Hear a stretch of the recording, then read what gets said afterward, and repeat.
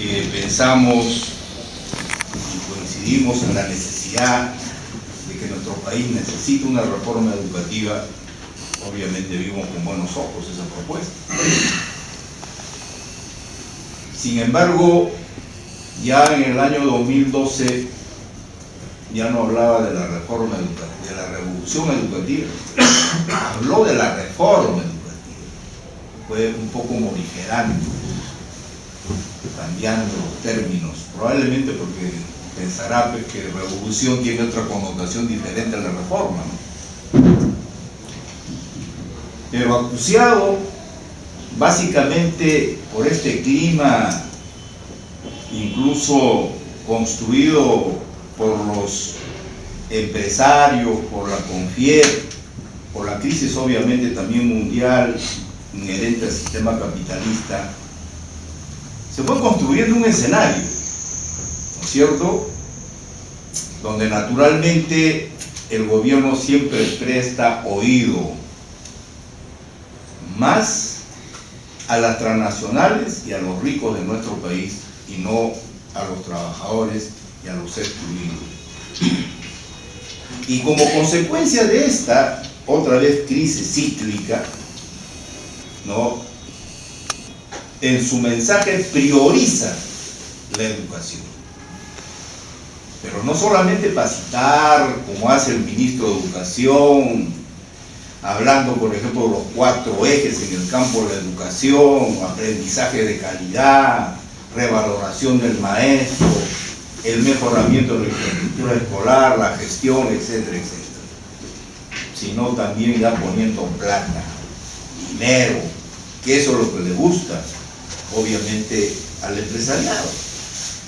Pero cuidado, el acuerdo nacional dice tajantemente en su 12ª política de Estado: el Estado garantizará recursos para la reforma educativa, cuidado, otorgando un incremento mínimo anual, etcétera, etcétera, de 0.25%.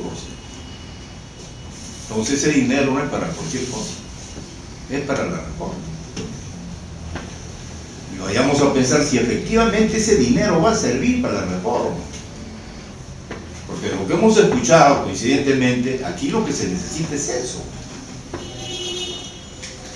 Esta educación pública que tenemos sirve o poco o nada para el desarrollo que tanto necesita nuestro país. Si eso es así, obviamente con políticas de parches y remiendos, no vamos a cumplir con ese objetivo. Hay la necesidad que en el país, en el campo, en el terreno de la educación, se produzcan cambios, de verdad, cambios estructurales desde la óptica del campo socioeconómico. Traigo a colación la palabra de la Mauta, cuando decía: si queremos democratizar la educación, primero tenemos que democratizar la economía. Y aquí los empleados o los que operan a favor del Banco Mundial hacen las cosas al revés. La que antes estaba como ministra, creo, en el sector social, ahora está de funcionario en una entidad bancaria, dice: inclusión social no puede existir si no hay inclusión financiera. Es un trabajadero. ¿Qué interesa la inclusión financiera si uno no tiene, digamos, el dinero necesario para poder ir al banco? No es una redistribución de la riqueza, de la economía, porque esa riqueza no es del capitalista única, exclusivamente. Esa riqueza no es otra cosa que sino el trabajo tesonero, permanente, sacrificado y diario de todos nosotros los trabajadores, que somos los hacedores de la riqueza. Pero en un país como el nuestro, desgraciadamente, el que hace la riqueza no puede disfrutar de esa riqueza. Pero como decía Cifredo y Hammer, las perspectivas están claras. En principio, para nosotros debe quedar claro de que aquí no gobierna Ollanta Humala, ni el Partido Nacionalista, ni Gana Perú. Aquí quien gobierna es el Banco Mundial. Así de fácil. Si eso no lo entendemos, estamos perdidos. Entonces miren lo que dice, por ejemplo, CADE, que es la reunión de los empresarios que se reúnen todos los años. Tienen un legítimo derecho a reunirse cuantas veces quieran, no solamente anual, de manera anual. Pero cuidado, ellos antes decían una cosa, que la inversión es base fundamental para el desarrollo. Hoy para ellos ya cambiaron, ya no es la inversión. Hoy es la educación. ¿Y por qué? Recién han descubierto la pólvora, que les ha quedado chiquito los otros aspectos de la economía. Es más fácil hacerse rico llegando a sectores sociales como la salud, como la educación. En mano tengo, por ejemplo, la opinión de Luis Bustamante, el que dirigió el CADE, educación. ¿Qué cosa dice? En los últimos años estamos viviendo un tsunami en la educación que ha consistido en una migración masiva, ojo y oído, de la población de la educación estatal a la educación privada. Entre los años 2000 y 2011 la educación primaria privada ha pasado de representar del 13% de las matrículas al 21.8% a nivel nacional, y en el caso de la educación secundaria pasó de 16.2% a 22.6%. En Lima, 42.5% de los escolares asisten a escuelas privadas en el año 2011, casi el triple en el promedio del año 2000.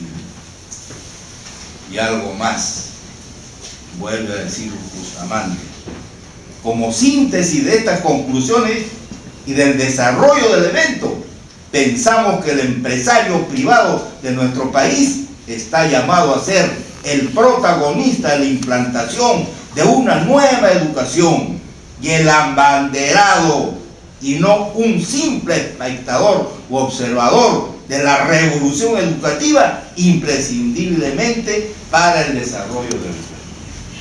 Así de fácil.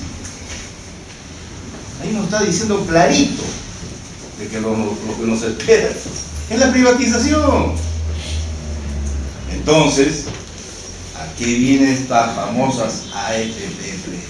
Que no son nuevas, obviamente, vienen de atrás, pero se presentan ahora como la salvadora de la crisis de la infraestructura del país.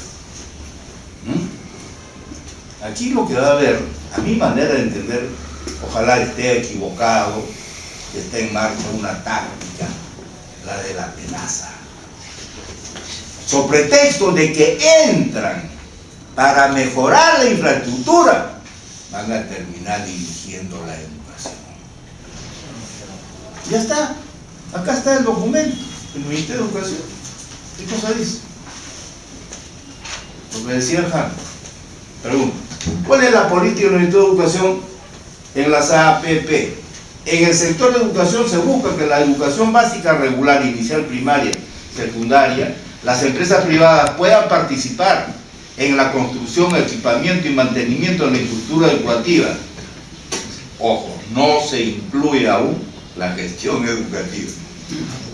Para el caso de las instituciones de educación superior técnico productiva, las empresas privadas podrán participar en la construcción, equipamiento, mantenimiento de infraestructura, pero además incorpora únicamente para esta categoría, miren, la gestión educativa. ¿No es cierto? Ese es el aceite, el lubricante. Hasta arriba, ya es superior, técnico, trabajo todavía. ¿No es cierto?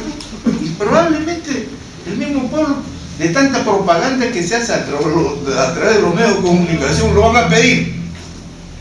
Se prende a las emisoras, dice, ¿por qué no va, por ejemplo, esta gestión de Fe y Alegría ¿por qué no la generalizan si son exitosas en la gestión? Ya se viene sintiendo, se va haciendo como un clamor, como una necesidad, ¿no es cierto? Entonces las cosas para nosotros creo que nos espera un futuro bastante tenebroso, por decirlo menos, ¿no? De tal manera, yo les pregunto a nuestros dos compañeros aquí, y obviamente ustedes también harán sus preguntas, ¿no? ¿Es necesaria la reforma educativa? ¿Para qué la reforma educativa? Porque hay diferentes visiones, puntos de vista que ya no es necesario. Yo tengo la opinión de que sí es necesaria la reforma educativa. Un país como el nuestro, que no tiene un horizonte claro, porque nosotros, por ejemplo, como Movimiento de Afirmación Social, lo que buscamos es construir una nueva república. Y no se puede construir una nueva república con una educación como esta en crisis permanente. Como una educación como la nuestra, que está divorciada de los intereses históricos de nuestra patria. Entonces no sirve, no contribuye a eso. Es más, ahora hay instrumentos, hay herramientas para esta reforma educativa. Está el Proyecto Educativo Nacional, que lo han hecho gente pensante de nuestra patria, hombres y mujeres, con diferentes puntos de vista, incluso discrepantes, porque así es el ser humano. Pero ¿cuál fue el común denominador? El pensamiento en el país, en el futuro, en el desarrollo sostenido, en una patria diferente al que tenemos, en una nueva república, en un nuevo Estado, en una nueva educación. Probablemente tenga limitaciones. Yo sé que la tiene el PEN, el Proyecto Educativo Nacional, porque no habla, por ejemplo, de la educación privada, por decir una cosa. Pero eso no le quita, ¿no?, el rigor, su compromiso, vamos a decir así, con lo que requiere y con lo que necesita nuestro país. Por otro lado, está el Proyecto Educativo Nacional de SUTE, que incluso lo llaman transformador, porque de eso se trata.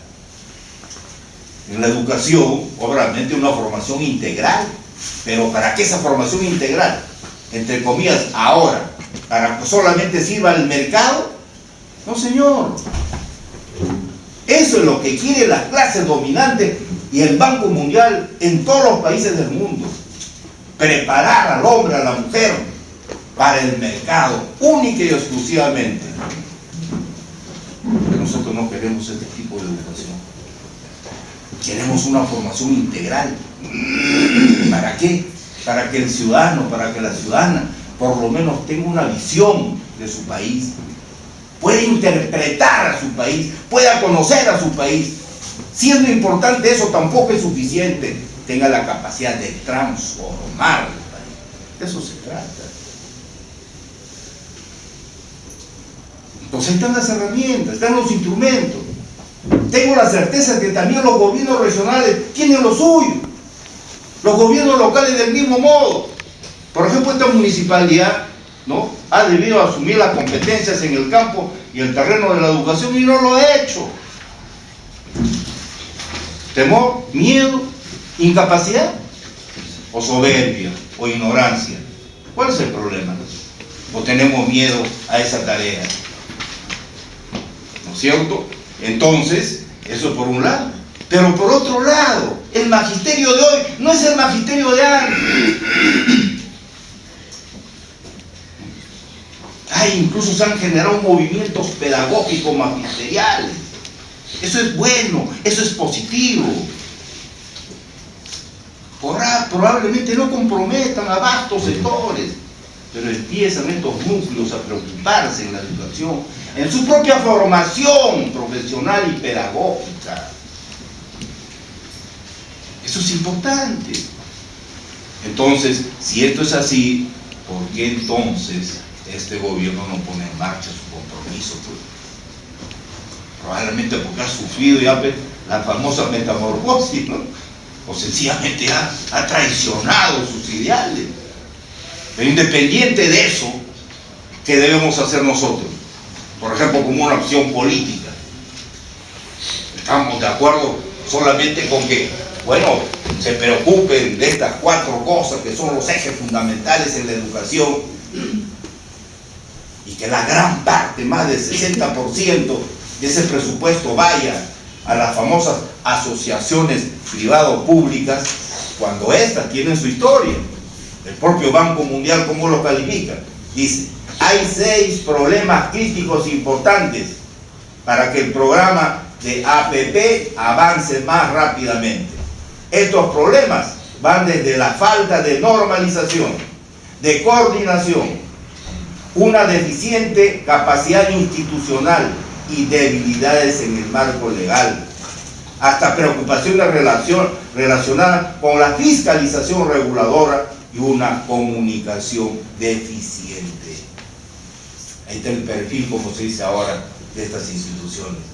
Entonces, que no nos vengan a nosotros a engañar, pues, de que se trata de instituciones que van a ejecutar de la mejor forma, a trabajar con honradez. No, señor, tiene defectos y ha hecho poco trabajo en el Perú. Aquí está. El programa EPP en el Perú aún no ha llegado a los niveles esperados y requeridos. Lo dice el Banco Mundial, no lo estoy diciendo yo. Reconocen. En general, dice, el programa de APP del Perú aún no ha madurado y alcanzado un nivel estable a pesar de sus 20 años de experiencia. Entonces van a experimentarlo otra vez con nosotros. En fin, hay muchas interrogantes probablemente de parte de ustedes, compañeros y compañeras, pero yo pensaba hacer ese tipo de comentarios desde nuestra óptica, desde nuestra visión.